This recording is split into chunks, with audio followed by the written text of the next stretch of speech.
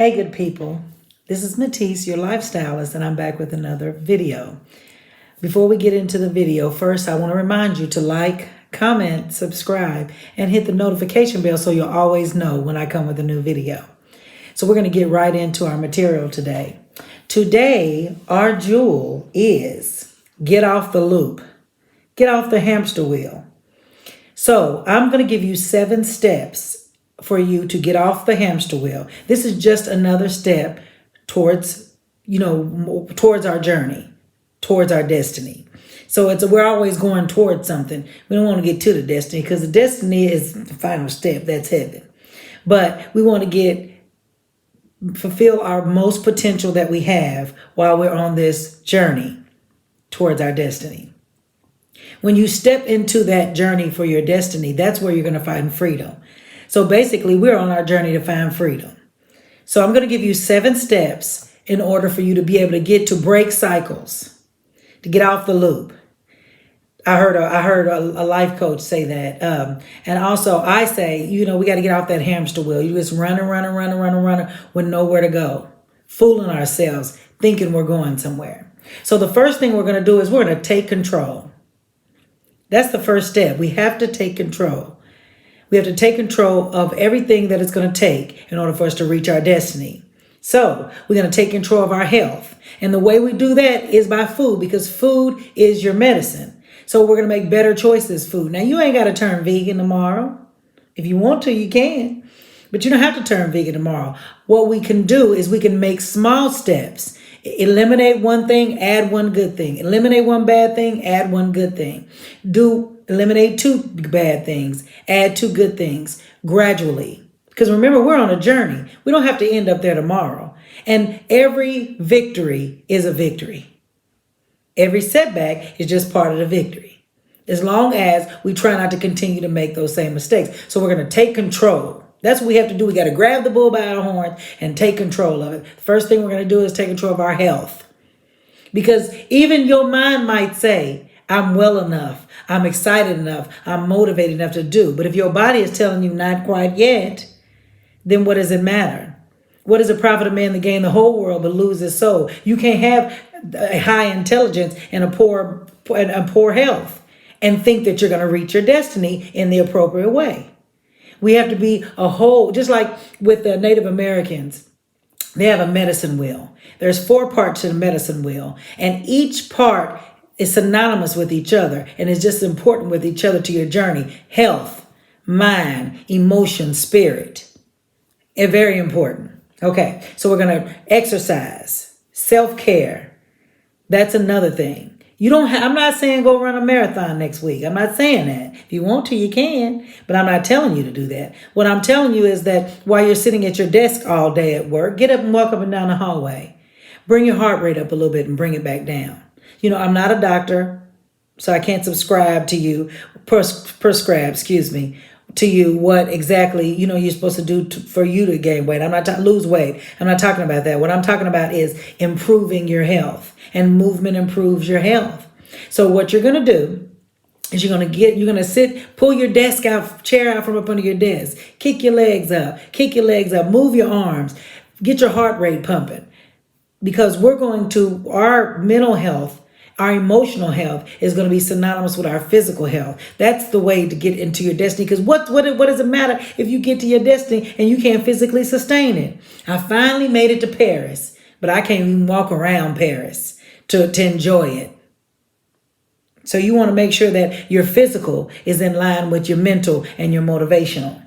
Okay, so another thing we're going to take control of is our mindset. So we take control of the food that we're eating. We're going to take control of where our body moves through exercise and self-care. And we're going to take control of our mind through prayer and meditation. Prayer and meditation. He'll keep you in perfect peace whose mind is stayed on him.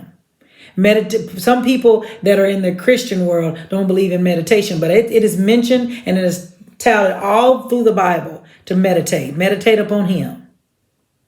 We're to get into deep thought and that's a perfect place to have reverence.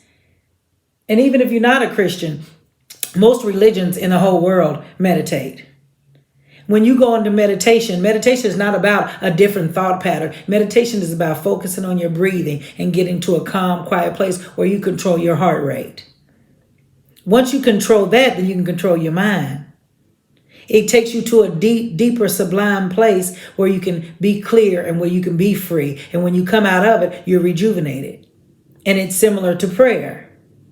Or you can make it similar to prayer. Either way, we got to be able to control our mind. So we're going to take control of that through prayer and meditation. Okay. Then we have to change our mindset. See, when you're on a hamster wheel, you're doing nothing but perpetuating curses, generational curses, habits that your family has incurred throughout the years, incurred and then concurred throughout the years, throughout the generations, throughout the history of your family. But you have to be able to change your mindset. You have to make a decision and then move upon that decision. Now, sometimes the decision may not be 100% right, but God rewards your faith and the effort of just taking a step. So when you make a decision to change your mind and you take a step towards changing your mind, then things start to fall in place. Now, you might have a little setback because anytime you start moving towards your destiny, there's always going to be a little bit of setback, but you got to be able to push through it. And that takes a mindset change too. Remember, we talked about being addiction free and transparent. That's all a part of changing your mindset. And I'm giving y'all some of my free life coach courses. So you need to take notes because I charge folks for this. All right, number 2, check yourself. Like them rappers, you say, check yourself before you wreck yourself. And it is so true. I'm not even being facetious. I'm not trying to be funny. You got to check yourself. Yeah, I know people right now, people want to check you so bad. I know plenty of folks I need to go check right now. But before I do that, I got to check myself. First step on checking yourself is to check in with yourself. How you doing? How your mind doing? How your spirit doing? How's your body feeling? You have to check in with yourself. The second step in checking yourself is assessing yourself. You have to assess it. Basically, you ask yourself what you're doing, how you're doing. Now you're going to assess it and tell the truth about it. Well, I'm saying that I'm clear today, but let me just go and evaluate it. I could really be more clear upon this. I could really be a little bit more calm. I need a little bit more peace in my life today. So yes, on the outside, I'm fine. But if you assess your self-evaluation and tell the truth about it, then you can really start to make a plan. And that's the third thing. You have to make a plan. Make a plan. Make a plan. Because without a plan, then there's no plan. If you fail to plan, then you plan to fail. And you did it on purpose.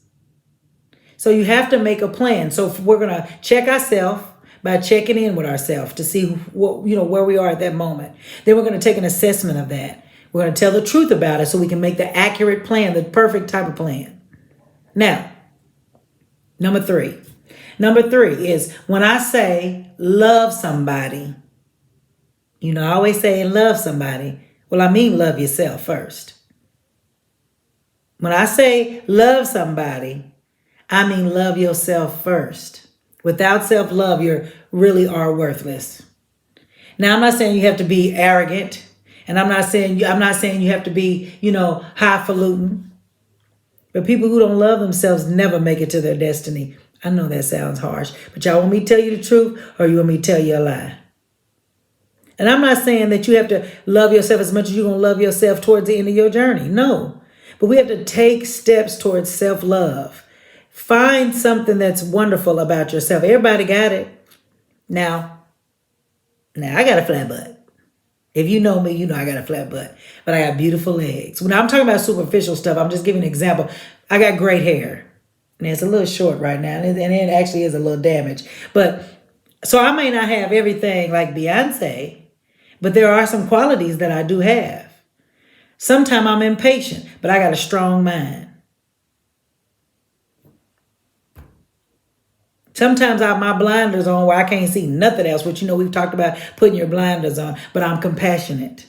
So yes, I know what I do need work on, but also there are things that I do have great qualities at. And you have to love those things that you have great qualities at. Everybody can't be everything. So just because you have something you need, you have challenges in, or that you need to work on, don't mean there are not places in your life that you cannot love. And if you don't love it, honey, nobody will. Now I know your big mama done told you that. And I know your mama done told you that. And I'm sure all the life coaches in the world done told you that. But I'm here to tell you that it's true. If you don't love yourself, no one can love you. Because you have to create and foster an environment of love. Okay, we're going to get off that. I'm going to have to do a whole nother session about that. Now, number 4, set standards. Okay, so when I say set standards, they don't have to be way up here. We're going to set them so that they're attainable. So the first part of setting your standards is first you got to set boundaries. I'm not taking no calls after 8 o'clock at night. I don't take calls while I'm eating dinner with my family. I'm not going to allow you to come 6 inches in my face, talking and spitting in my face while you're talking to me. I'm not going to allow you to abuse my time when I've given it to you freely. Whatever the boundaries are.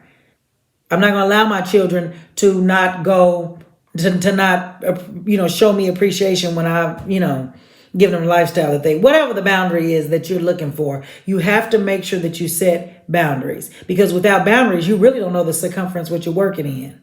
So you have to set boundaries. Then you got to set goals. Because now you know the circumference that you're working in. So now you got to decide what is your goal within those boundaries. And the goals are designed to bust through those boundaries. So therefore we can elevate it. Because some of the boundaries are for yourself. I'm not going to, it could be boundaries. Whenever someone says this to me, I'm not going to get my feelings hurt. My boundary for myself is that I'm not going to take it personally whenever, I see something on the news that pertains to something that I'm passionate about. I'm not going to take it personally. So we're going to set boundaries for other people, but we're also going to set boundaries for yourself. And then because we have boundaries, now we can make attainable goals.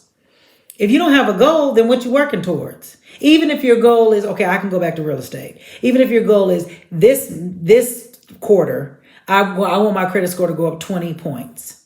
And I'll do whatever it takes to get to that goal. In this quarter, I want to lose 10 pounds. These are the steps I'm going to take in order to lose the pounds. I want to save $10,000 within this period of time. And that comes to my next step. My next step of setting the standard is also you have to have a time frame. You can't just say, I'm going to be a mermaid. And then, first of all, you got to be attainable. And then you can't say, I'm going to make but one day I'm going to be a mermaid. No, you can't say that. You got to take some swimming lessons and you got to set boundaries and buy you a fishtail. So you have to remember that we're going to set boundaries. That's going to give us realism. Then we're going to set goals. That's going to give us our point, our vision, state our vision, make it plain. Now we got a point to work towards. And then we're going to have a time frame to attain those. Now, it don't have to be perfect, but let me just tell you this. I write everything down. And back in 2002, I came to the neighborhood where I currently live. And I was looking at these houses out here. This is before I was even a real estate agent. And I said, I'm going to build a house out here in 2 years. Somebody that was with me said, I didn't pay no attention. I went home and I wrote it down. So when I built my home and I moved into my home, my mother reminded me that it was 2 years to the date that we were right next door to the house I said where I was going to build. And I didn't even remember where it was exactly. But my mother reminded me it's almost 2 years to the day in the exact place of where you manifested this. You got to be one of my clients to get all the nitty gritties of all the nitty gritties. But I just want you to know that when you set boundaries, you write out your goals, and then you set a time frame. I didn't even remember. Sometimes I'll go back and I'll look at something I wrote down and it would almost be to the date of what I wrote down. I'm giving you things that I have done that is tried and true. Okay, number 5. Praise your progress. Because we love ourselves, remember. So now we can praise our progress. But not only are we going to praise ourselves, we're also going to document it, note it. This goes back to writing it down, because when you write things down, you bring it to life. It stays out through history. Put it in a time capsule. And when somebody's a million years from now, they're going to be like, oh, they had some good handwriting and great goals. So praise your progress and document it. Take note of it. So therefore, you know that it happened. That gives you motivation for the future. Number 6, seek wise counsel. Get a therapist, get a life coach, or get some wise women around you, or men. Get you big mama or grandpappy, whoever you want around you. You get wise counsel. Don't listen to no crazy people. Well, a little crazy, you know, I'm a little crazy. But don't listen to people who don't have your back and who haven't done something. Now, just because they don't have to have done everything to give you wise counsel. But you know the difference between somebody who's got your back and that's a little smarter than everybody else than somebody who don't have no accolades and don't care about you or themselves. Seek wise counsel. That's number 6. And when you seek wise counsel, you find wise counsel, you got to listen to it and take heed. Okay? Don't waste their jewels or their time. All right. Number 7, change your atmosphere. Okay? Change your atmosphere. That's one of the main things that is so important. If you want to change your trajectory, you got to change your atmosphere. If everywhere you go, people are complaining, gossiping, nagging, then that's not a place that's for growth. That's the only place that's dormant. If you want to grow, now if you want to be dormant, that's cool. Because sometimes you might just need to just lay down and rest and not move nowhere, not move forward. If that's what you want to do, that's fine. But if you want to move forward and you want to grow, you're going to have to change your environment. You're going to have to change it. Okay. So now I'm just going to take a few minutes here. If you like what we're doing, and if you are encouraged by this and you want to encourage somebody else, please like, comment, subscribe, and share this. Share it so we can grow this community. This ain't no secret. I have worked years and years and years pulling this information out of folks, and I'm giving it to you for free. So let's just pass it on. Okay. Now, so that's it. Those are the 7 steps. So we're going to go over them real quick. We got to take control. You're going to check yourself, love yourself, set standards, praise your progress, seek wise counsel, and change your atmosphere so you can change your trajectory. Okay. Our butterfly for today. Our butterfly is what amount of money is needed to purchase an FHA home. Okay, so if you are looking to get an FHA loan, then you have to remember that it's a government-backed loan. Okay, so they can't come in and charge you all these astronomical rates. They can't give you those loans that have the arm on there where you can't afford it after 3 years. They can't do anything like that. But it will take some work and a commitment on your part. Okay? So the money that you need to purchase an FHA home. An FHA loan requires 3.5% down payment. And unless you get some type of down payment assistance through an outside organization, whatever the amount of the house is, you're going to have to pay 3.5% down. Let's keep the numbers simple. Say you're going to buy a $100,000 house. That's $3,500. But that's not all so people think, okay, $3,500. But they don't know that there is other monies that are required in order for you to purchase a home. In order for the transaction to be legal, you have to pay closing costs. And closing costs normally run around 3%. And lately I had one that was 3.8% on FHA loan. So let's say 3 to 3.5% average. Okay. So that's 7% together because we have our down payment that FHA requires and the closing cost, which are the costs that make the transaction legal. And what those include, what the closing costs normally include is like a year's worth of insurance, home insurance for your home to protect your home, your taxes for the year and a prorated portion.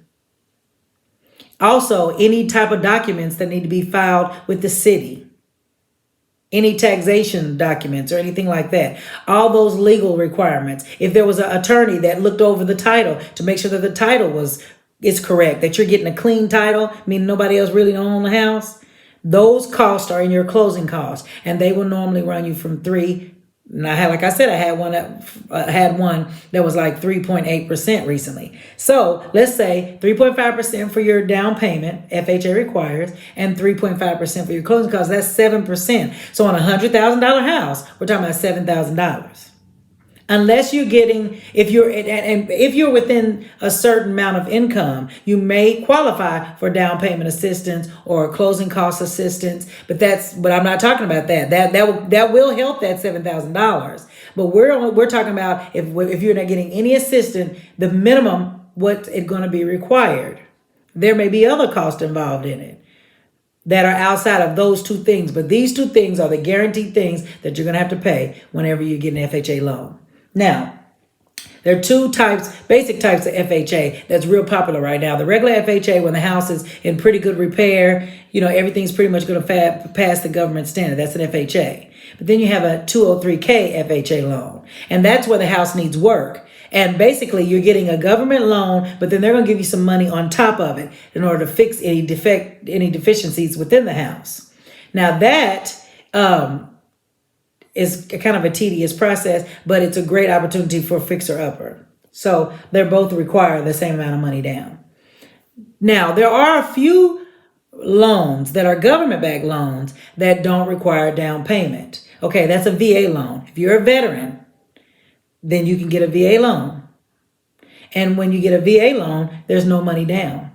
If you purchase in a rural area, that's called a rural development loan, in an area normally that has less than 50,000 people in the community, it would probably qualify for a rural development loan. You can actually go to HUD.gov to see if the area is considered a rural development area. And you can also go to HUD.gov in order to see what the percentages are. Then you have a 184 loan. Now, 184 loan is not no down payment, but it's very low down payment.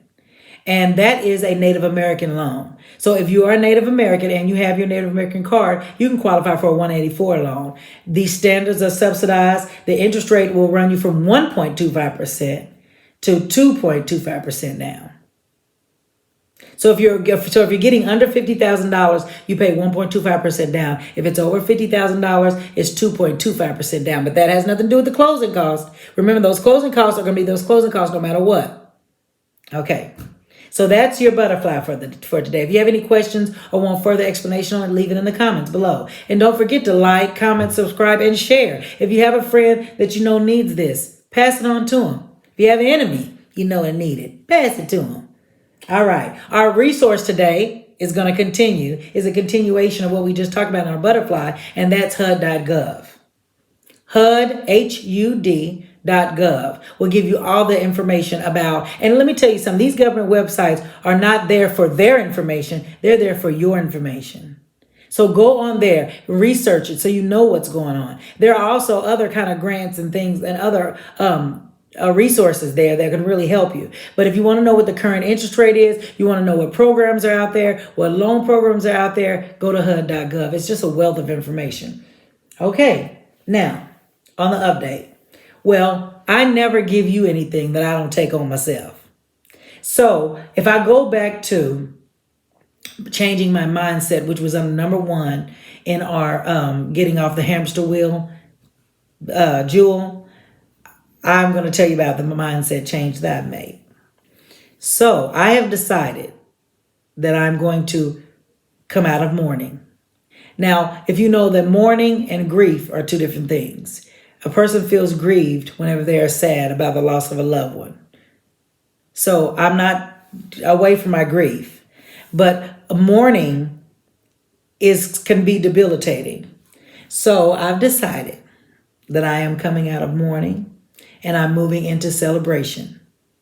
So when I feel like I want to fall deep into mourning for my daughter, I'm going to try to change my mindset to something that was, there were so many things. I got a plethora of things I could pick from that were assets, that were fun times with her, that were celebrations. And I'm going to try to dwell on those instead of just dwelling on the fact that I lost her. And that's my mindset change. So remember that you are not on this journey alone.